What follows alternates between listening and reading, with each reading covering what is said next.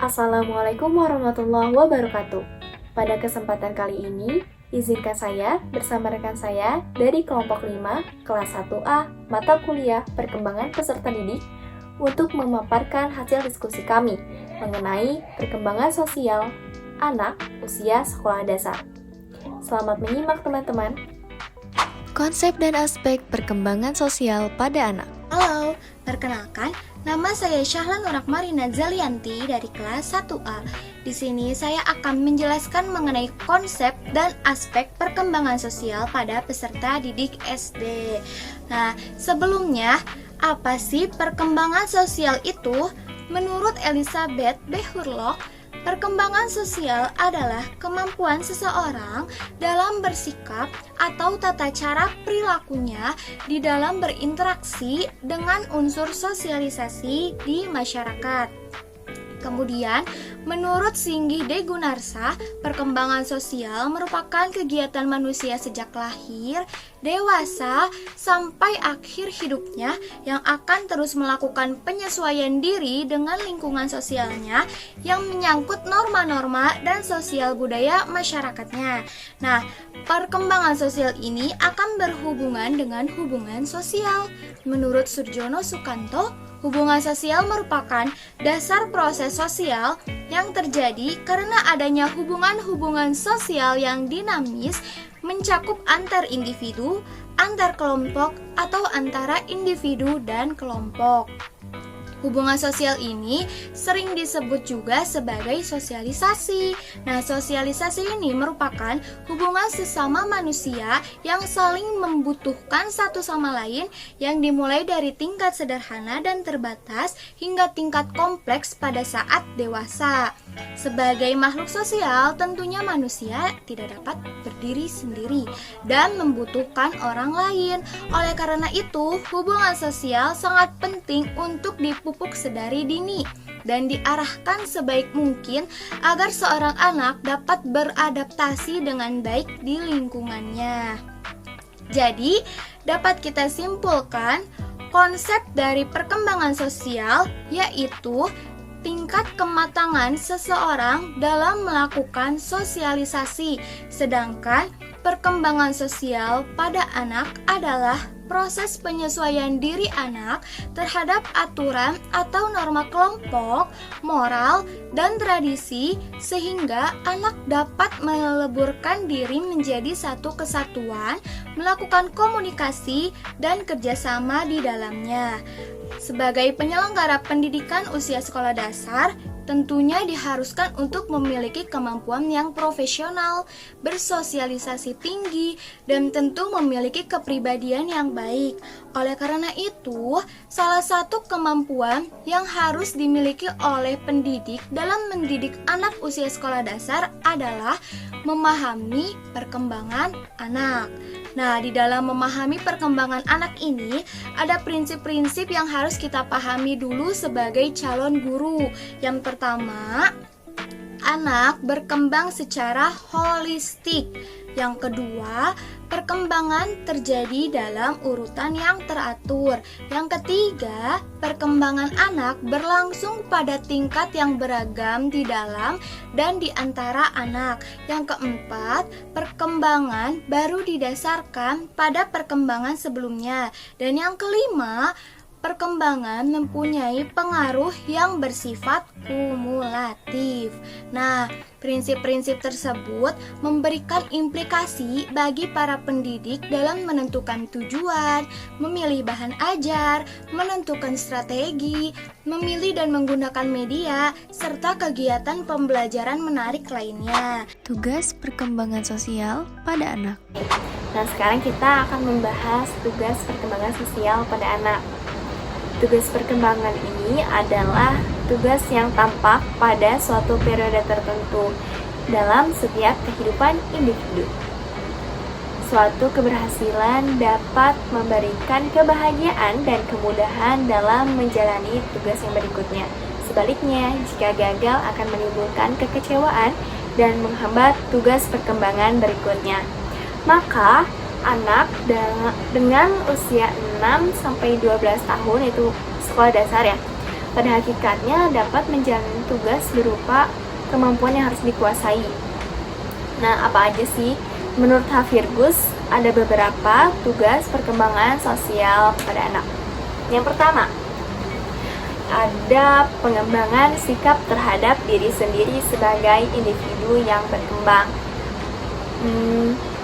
Perkembangan terhadap diri sendiri ini mengembangkan kebiasaan hidup yang sehat dengan memelihara kebersihan, kesehatan, keselamatan baik diri sendiri maupun lingkungannya. Nah, anak tersebut dapat mengetahui akibat apa yang akan didapatkan ketika ia bertingkah laku yang tidak membahayakan diri dan lingkungannya. Yang kedua, berkawan dengan teman sebaya. Nah, anak dengan usia sekolah dasar mengharuskan mereka untuk bergaul dengan teman sebayanya. Kenapa? Agar mereka mudah berinteraksi dalam proses pembelajaran. Dengan masuknya anak ke sekolah, mereka dituntut berinteraksi dengan sesama dan mereka mampu berkawan dengan orang lain di luar lingkungan keluarganya, khususnya teman sebaya gitu. Nah, yang ketiga, belajar melakukan peranan sosial sebagai laki-laki dan perempuan. Nah, hal ini terbentuk dari anak usia 9-10 tahun. Karena tugas ini anak mulai menyadari peran sesuai dengan jenis kelamin. Misalkan, anak perempuan suka bermain Barbie bersama teman perempuannya, dan anak laki-laki bermain bola, senang juga nih main bola sama siapa? Sama teman laki-lakinya juga. Hal ini membuktikan bahwa anak memperlihatkan ketertarikan dan tingkah laku sesuai dengan jenis kelaminnya. Yang keempat, ada pengembangan moral, nilai, dan kata hati. Tugas ini anak mengalami emosi yang tidak stabil tentunya, tapi sesuai dengan apa yang dirasakannya, karena mereka tuh jujur.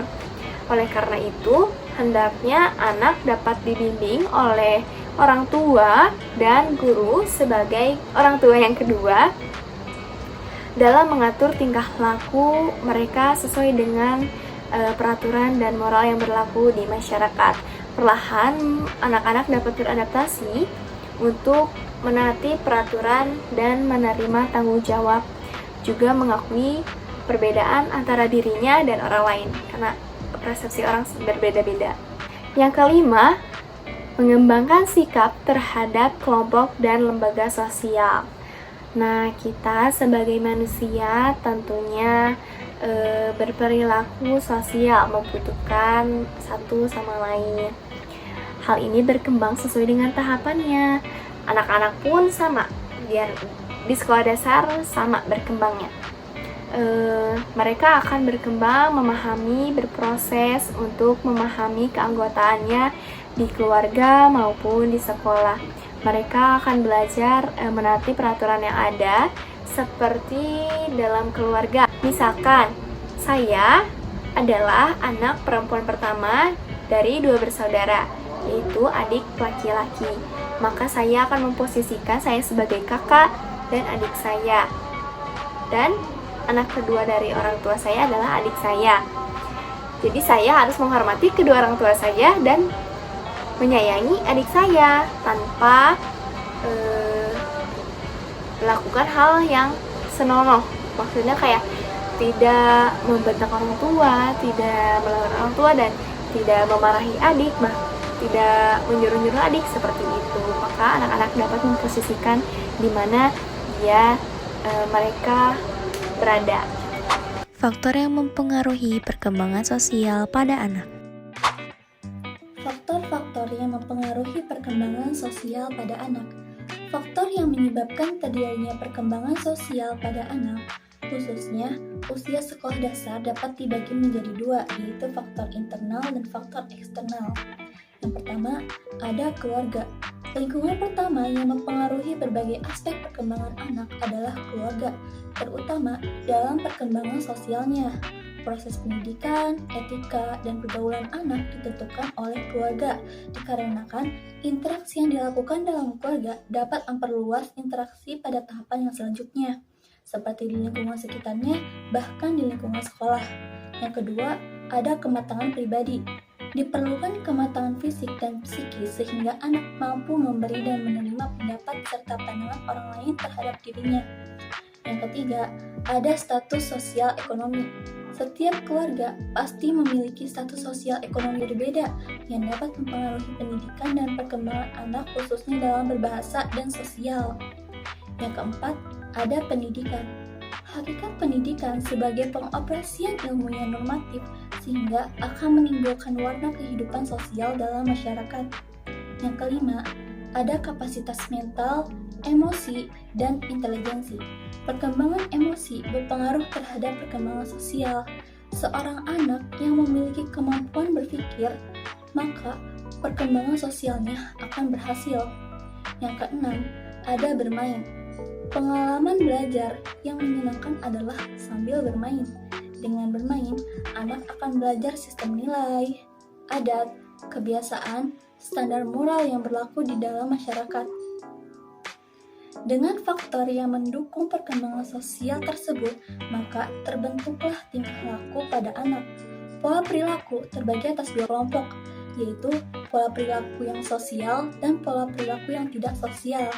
Pola perilaku yang sosial itu yang pertama ada persaingan, 2 kerjasama, 3 simpati, 4 ramah, 5 kemurahan hati, 6 hasrat akan penerimaan sosial. Lalu, ada pola pikir yang tidak sosial. Yang pertama, ada mementingkan diri sendiri. Yang kedua, tingkah laku berkuasa. Yang ketiga, menggoda. Yang keempat, berselisih atau bertengkar. Yang kelima, agresi atau penyerangan. Strategi dan tips perkembangan sosial pada anak. Baik, di sini saya akan melanjutkan mengenai materi, strategi, dan tips yang dapat dilakukan oleh orang tua dan guru dalam menstimulasi perkembangan sosial pada anak. Nah, sebelumnya kita harus mengetahui dulu jika anak belum dapat menunjukkan kemampuan sosial sesuai dengan usianya, maka ia mengalami keterlambatan dalam perkembangan sosialnya. Tentunya sebagai orang tua dan juga guru, kita menghindari hal itu terjadi kepada anak. Oleh karena itu, sebagai orang tua dan juga guru, kita harus mendukung dan mengoptimalkan perkembangan sosial pada anak. Berikut ini saya akan berikan tips dan juga strategi yang dapat dilakukan oleh orang tua dalam menstimulasi perkembangan sosial anak. Yang pertama, orang tua dan guru harus menjadi role model. Menurut G. Gergely dan J.S. Watson, anak-anak mulai meniru orang dewasa sejak mereka masih bayi. Jadi, apa yang ditunjukkan oleh anak sebenarnya merupakan bentuk hasil belajar dari apa yang diajarkan oleh orang tuanya. Maka dari itu, orang tua harus bisa menjadi contoh yang baik bagi anaknya. Selain orang tua, guru juga harus bisa menjadi contoh yang baik bagi peserta didiknya. Karena sesuai dengan namanya, yaitu guru, digugu, dan juga ditiru.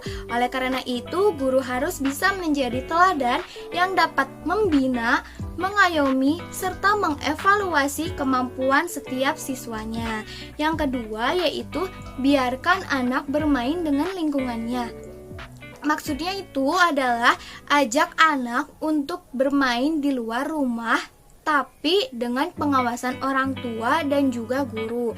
Hal ini bertujuan agar anak secara perlahan dapat beradaptasi dan berinteraksi dengan lingkungannya, sehingga anak tidak akan kaget dan takut apabila berada di keramaian.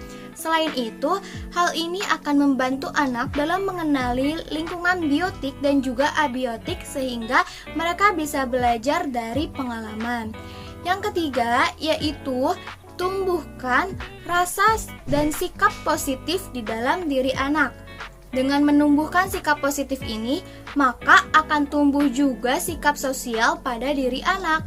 Orang tua diharuskan untuk mengajarkan sikap percaya diri dan menghindari sikap mengeluh di depan anak. Tips ini bertujuan agar anak memiliki sikap positif serta dapat tumbuh menjadi pribadi dengan jiwa sosial yang tinggi. Selain itu, ajarkan anak untuk berbagi kepada sesama, karena berbagi merupakan salah satu cara yang bisa mengembangkan jiwa sosial pada diri anak serta menimbulkan rasa simpati dan empati pada anak. Nah, yang keempat yaitu berikan iklim yang positif. Maksudnya, buat suasana tempat yang dipijak oleh anak tersebut nyaman, aman, damai. Hal ini bisa diterapkan baik di rumah maupun di sekolah. Ketika di rumah anak merasakan atmosfer yang baik, maka secara tidak sadar anak akan merasa memiliki tempat untuk menyalurkan ekspresi dan emosinya di rumah tersebut. Begitu pula dengan sekolah. Sekolah yang memiliki budaya yang kondusif dapat membangun suatu watak dan juga karakter kepada siswa. Selain itu, siswa juga dapat mengasah kreativitas, bakat, serta kemampuan yang mereka punya. Dan yang kelima yaitu berikan reinforcement atas perilaku. Reinforcement merupakan bagian dari modifikasi tingkah laku guru terhadap tingkah laku siswa yang dapat meningkatkan kemungkinan berulangnya kembali tingkah laku tersebut. Penguatan perilaku ini ada yang bersifat positif maupun negatif. Dalam penguatan positif, orang tua dan guru dapat merespon perilaku anak dengan stimulus yang mendukung, seperti memberi hadiah, memberikan senyuman, menganggukkan kepala, serta bertepuk tangan untuk mengapresiasi. Selain itu, dapat juga memberikan penghargaan seperti nilai A dan juga juara 1. Nah, selain itu ada juga penguatan negatif. Orang tua dan juga guru dapat merespon perilaku anak dengan penghilangan stimulus yang merugikan, seperti menunda atau tidak memberikan penghargaan. Kemudian memberikan tugas tambahan, menggelengkan kepala, kening berkerut, muka kecewa, dan lain sebagainya. Kesimpulan perkembangan sosial pada anak. Kesimpulan dari materi perkembangan sosial anak dapat diartikan sebagai proses belajar anak untuk beradaptasi dan menyesuaikan diri dengan lingkungannya agar memudahkan interaksi dan memungkinkan sosialisasi yang optimal. Hal itu didasarkan pada faktor pendukung baik dari dalam maupun dari luar. Orang tua dan guru memegang peranan yang sangat penting dalam perkembangan seorang anak, terutama dalam bidang sosial. Perilaku sosial berkembang dengan baik pada anak jika disiplin dan pola asuhnya sesuai. Namun, tertinggal jika tidak tercapai kebutuhannya. Ketidaksempurnaan manusia menyebabkan terbentuknya perilaku sosial dan antisosial pada anak. Namun, dengan strategi dan kiat-kiat untuk perkembangan perilaku sosial anak, seharusnya dapat mengoptimalkan perkembangan sosial anak di masa yang akan datang. Demikianlah pemaparan hasil diskusi kami dari makalah Perkembangan Sosial pada Anak Usia Sekolah Dasar. Semoga makalah ini dapat menambah ilmu dan wawasan bagi kita semua sebagai guru di masa depan. Mohon maaf bila ada kesalahan dan kekurangan. Terima kasih telah menyimak. Wassalamualaikum warahmatullahi wabarakatuh.